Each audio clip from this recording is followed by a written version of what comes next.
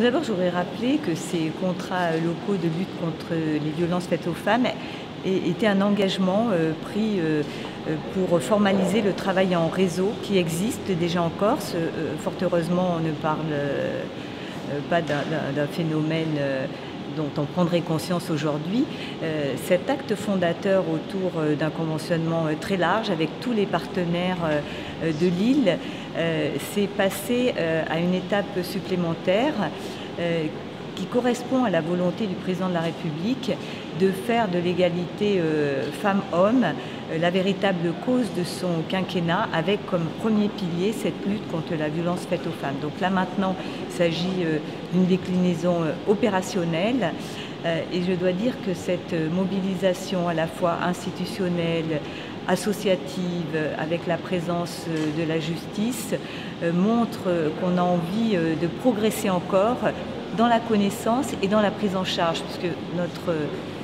sujet premier, c'est de repérer ces situations de grand danger, prévenir à travers des actions de sensibilisation auprès des scolaires, parce que c'est dès le plus jeune âge qu'il faut lutter contre ces comportements sexistes à l'école, et chacun sait de quoi on parle. Et puis ensuite, malheureusement, parce que les chiffres nous font mal, et quand on pense qu'en 10 ans, il y a eu 10 femmes en Corse qui sont mortes sous les coups de leur conjoint, c'est quand même pas tout à fait neutre. Donc ces femmes, il faut les accompagner à la fois par l'éloignement du conjoint violent, par une prise en charge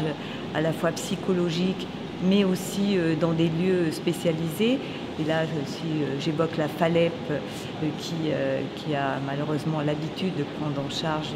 ces femmes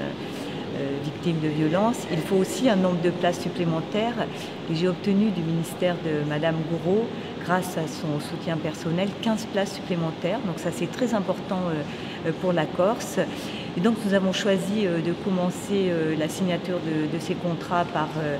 les 2 villes les plus importantes de Corse du Sud, donc Ajaccio au titre de la CAPA et Porto Vecchio, donc des collectivités où il y a déjà un très fort travail en réseau avec des actions que vous avez eu l'occasion de relayer le 25 novembre, à cette date anniversaire de lutte contre la violence faite aux femmes. Et donc nous souhaitons aller toujours plus loin dans la connaissance et dans la prise en charge. Donc c'est un moment j'allais dire de satisfaction de constater cette mobilisation qui est vraiment très forte, mais on a toujours beaucoup de progrès à faire dans ce domaine.